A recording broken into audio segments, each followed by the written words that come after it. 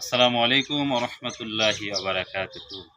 সম্মানিত দর্শক, আমি আছি এখন আহ, মুন্সিগঞ্জের মুন্সিগঞ্জ জেলার বাজারিয়া থানার এক পার্কে। সে পার্কটার নাম হলো লাল আয়াতুন ভিলেজ পার্ক। আমি আপনাদের মাঝে একটি ইসলামী সঙ্গীত শোনাবো। যদি ভালো লাগে আপনারা লাইক দিয়েন, আর ভালো না লাগলেও দেখতে থাকেন, দেখতে দেখতে ভালো লাগবে।